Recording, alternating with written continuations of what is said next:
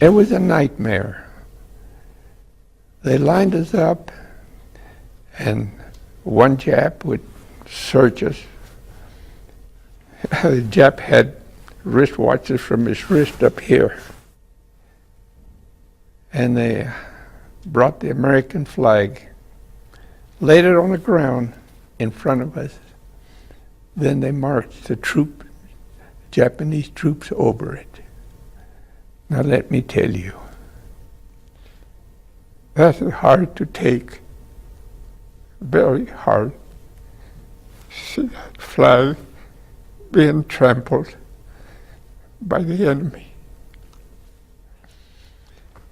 And the death march started. I'm an amateur student of World War II. I've spent most of my life reading about it, studying it, always seeking out the new documentaries and stories about it. I'm the guy who stays up late to watch the History Channel when I see anything dealing with that war that changed every single one of our lives. So when I checked the calendar recently, I noted April 9th, 1942, the beginning of the Bataan Death March. Once they had taken everything that we had, and as we kept going through these frontline Japanese troops, that's when they began to beat us. They beat us with rifle butts, they beat us with sabers, they beat us with clubs and anything they could get their hands on. And anybody that had a helmet, steel helmet on their heads, they knocked it off with the rifle butt. And that went on all day long.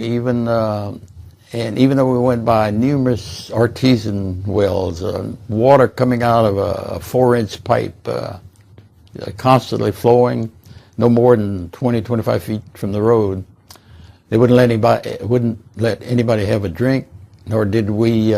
They let us rest. Of course, they didn't feed us. The Japanese had what they considered to be the perfect reason to be so brutal. For 3 months, they had been battling the Americans. The Filipinos they captured were but a sideshow to them. The march was 60 miles of inescapable death. Upwards of 20,000 Filipinos and almost 1,700 American prisoners of war were tortured, sadistically beaten, had water and food withheld, later judged by an Allied military commission as what it was, a war crime. Maybe next to the Germans' desire to eradicate the Jewish race, the most heinous crime of the war. Unequipped to house or feed 70,000 prisoners of war, the Japanese take the weakened soldiers on a brutal 60-mile forced march. Men who fall out of line are bayoneted or shot. 15,000 perish on what would become known as the Bataan Death March. The surviving POWs are herded into various camps at O'Donnell, Cabanatuan, and Palawan. The Japanese guards who view surrender as a disgrace treat them viciously. Thousands die from disease, starvation, and abuse. We talk of war on a daily basis here. We're at war, no mistake. But the enemy is not what we're used to facing. What our history tells us in some ways was honorable battle, though the Bataan Death March was one of the first examples America had brought home about the true nature of war and the despicable nature of what man can do to another when conquest is paramount. While we have video cameras, cell phones, all types of electronic recording devices to bring us up close and personal to what war is today, we're often kept from seeing the brutality of it, the pictures, the sounds, the blood running into the gutters and ravines of cities and time. In many ways, we become desensitized to war. Unlike what we felt in the 40s, we now far too often dismiss the brutality of war as the cost of doing business. The cost to these men was sadistic punishment, memories that haunted them to their last breath, and a nation that understood the enemy and was willing to do what it took to not just stop the killing of innocents, but free a world from tyranny.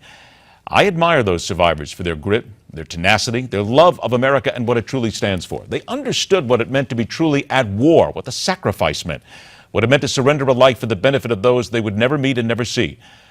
On this anniversary, I wonder what it would take to regain that feeling, that honor, and that respect for America, because for whatever reason it is, every day we seem to lose just a little bit more of that. That is my opinion, telling it like it is. Rock on, true believers. Thanks so much for joining us. Have a wonderful rest of the Thursday, and we'll see you Friday right back here on MidPoint.